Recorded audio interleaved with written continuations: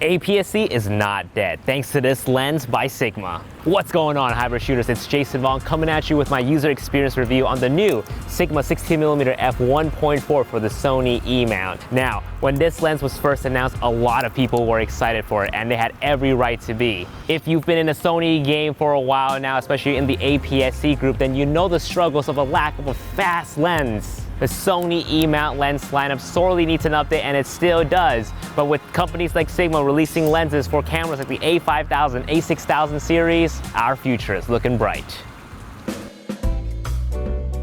So when I first got this lens, I had it mostly on my Sony a7R III, and that's because both items came out around the same time, which confused a lot of people. They thought this was a full frame lens, when in fact, this was designed for APS-C bodies. So what you're really getting is an equivalent of a 24mm lens on a full frame camera. So not quite as wide as the number here suggests, but wide enough for your everyday photography and general videography. But what is really appealing is the fact that this is an f1.4 lens, quite rare in the Sony APS-C lineup. Not only will this wide open aperture create stunning bokeh, but also help out in low light conditions. I'm being harassed by a bee right now. You're harassing the bee. Oh my god, I'm scared. Alright, so what I'm really impressed with is the minimum focusing distance. You can get really up close to an object to magnify the bokeh effect. Now, not macro close, but close enough. Oh my god. It's just a bee. The focus is fast, reliable, and near silent. Now, I say near silent because when you have the lens close to your ear, you can hear this little critter noise it's trying to make.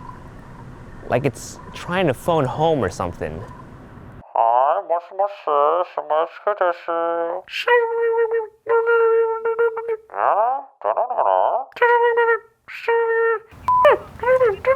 anyone seen my phone? Oh, there it is. Huh, what's it doing here? All right, let's shoot, come on. Now, it's not a big deal if it's trying to make an international phone call while you're on a shoot, because it's quiet enough where if you use a shotgun mic, it wouldn't pick it up. But if you're shooting photos, then you're probably not even gonna notice it at all.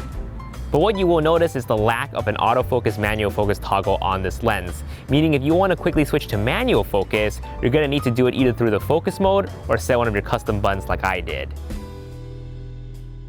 Manual focusing on this lens has been much improved from the 30mm 1.4. As you guys know, mirrorless lenses are fly-by-wire focus, making it a challenge to do any sort of precise manual focus. But with the 16mm, if you need to switch over to manual focus, you're gonna have finer control as you twist the focus ring. Now, one big thing this lens lacks though is optical steady shot. If you're a photographer, it probably wouldn't matter to you as much, but if you're shooting videos with this, especially on an a6000 or a6300 handheld, just be mindful of the jitters. But if you're like me, who's an a6500 user, well, we got in-body image stabilization, so suck on that, suckers!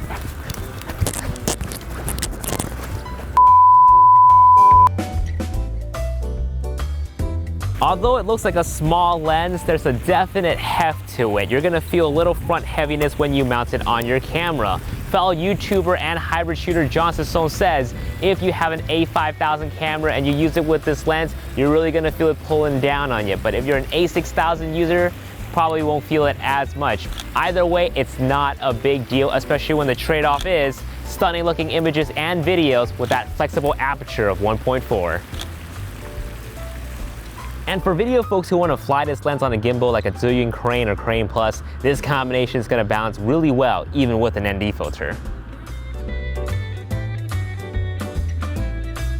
So what would you be using this lens for? Well, it's suitable for a lot of applications. Your top-down Instagram food photos, environmental portraits, street, landscape, photojournalism, you name it. Now, I wouldn't worry too much about the image quality coming out of this lens because it's going to be fantastic. But hey, don't take it just from me, hear from your fellow photographers.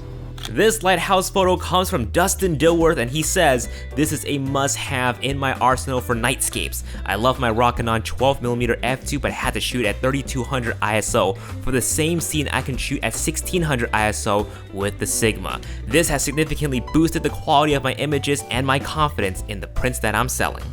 This next epic time lapse comes from Brandon Naito, and he says, I sold my Sony 10-18 for the Sigma 16 because of the lower f-stop, and I'm glad I did so. I love bokeh, especially the light effects at night. The Sigma 16mm does just that for both video and photos with ease and really at no degradation of quality from daytime.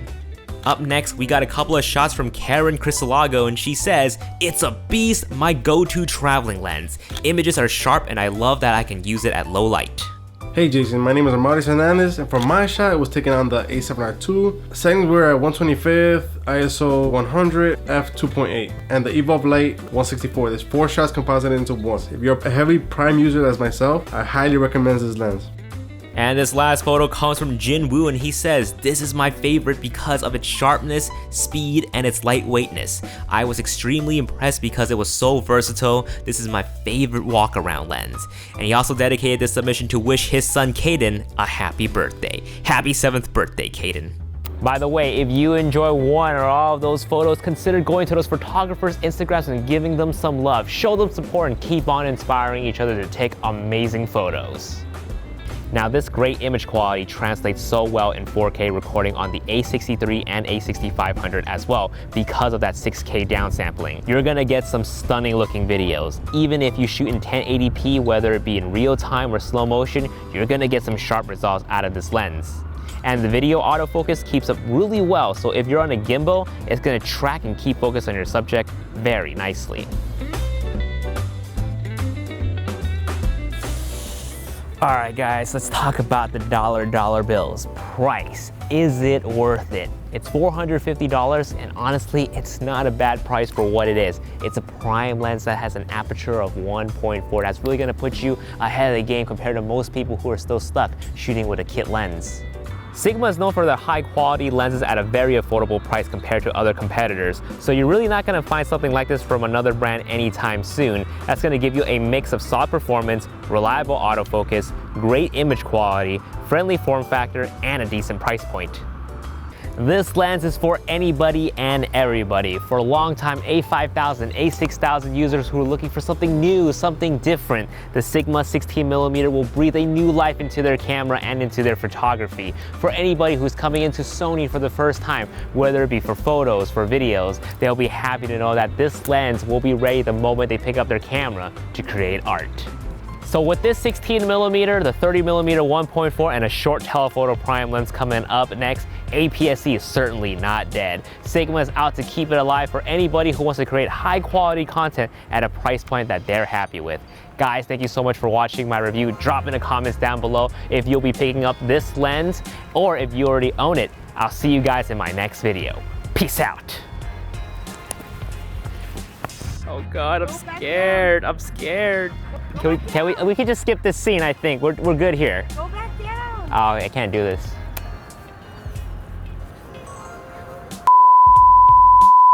You're probably going to take a picture of your script and then look at it through the camera. How'd you know? Shooting the side, you think you're shooting the side, but instead you're reading your script. Yeah, how'd you know? Caught this all on camera. Oh no. Show them support and keep on inspiring each other to take amazing photos. America. My country.